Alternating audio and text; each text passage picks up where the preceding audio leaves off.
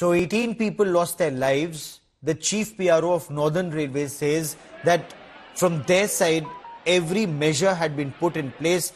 One person tripped on the footover bridge and that had a cascading effect, leading to 18 people losing their lives. The information that we've been able to gather was about a massive crowd of pilgrims and devotees building on platform number 14 that started right at 9:15 p.m. Authorities looking at the crowds announced a special train. This was at 9:30 p.m. That's the information that India Today has been able to gather. So there were passengers on platform number 14. A special train has been announced now at 9:30 p.m. on platform number 16.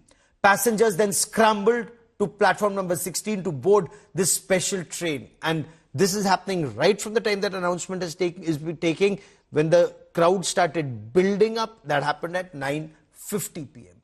The stampede was on the FOB, or the foot over bridge, as the chief PRO of Northern Railways said, between 14 and 16 due to this sudden rush of passengers or pilgrims.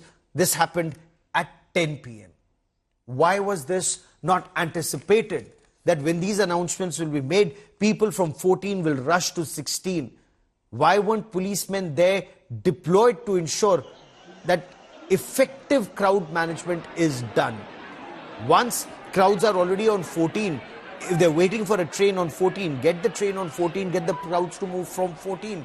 Why are they changing platforms? Of course, right now the CPRO says those who were on 14 were on 14, those who were on 16 were on 16. A lady tripped and that, a passenger tripped and that led to the stampede. Lot of reactions from eyewitnesses. Listen in. जब 16 पे गाड़ी आएगी तो इधर से भगदड़ मची उधर और उधर से भगदड़ आई तो बीच में टकरा गई। भी नहीं 12 पे लाके गाड़ी लगा दी। बीच में आके भगदड़ मच गई, बीच में आके टकरा गए लोग। उसी कारण से लोग गिर गए, जमीन के नीचे गिर गए, या वो मरे या जिंदा उसका कोई पता नहीं चला। कुछ लोग ले गए उठा के। अभी स्थिति कैसी है यहाँ पर? अभी तो खाली दिखाई हो रहा। प्रशासन आ गया, अब तो उस समय कोई प्रशासन नहीं था यहाँ पे। ऊपर फुटओवर है, उस पर पूरा उस पर भीड़ था और लोग ना क्या था ना कि उधर से भी लोग आ रहे थे और इधर से भी लोग आ रहे थे, दोनों तरफ से लोग आ रहे थे।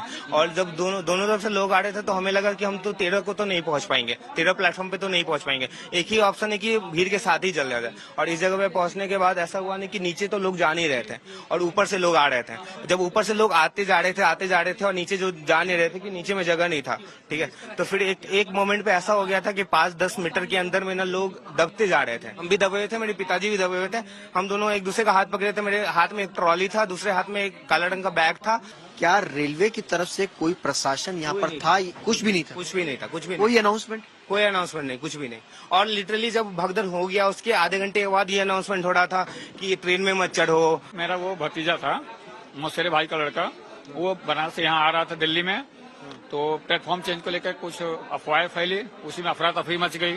अफरा तफरी में क्या हुआ कि उसके 4 लोग थे वो, तो मेरा भतीजा तो अभी सही सलामत है, LNJP में एडमिट है। राइट हैंड उसका जो है फ्रैक्चर हो गया, पैरालाइसिस की तरह काम नहीं कर रहा। और एक उसके साथी थे उनके साथ 4 लोग थे। चारों सुरक्षित हैं या फिर अभी घायल? तो डेथ हो गया है ऑन द स्पॉट। मेरा सामान चढ़ नहीं पाए थे, बहुत ज्यादा भीड़ था। सारा सामान चला गया?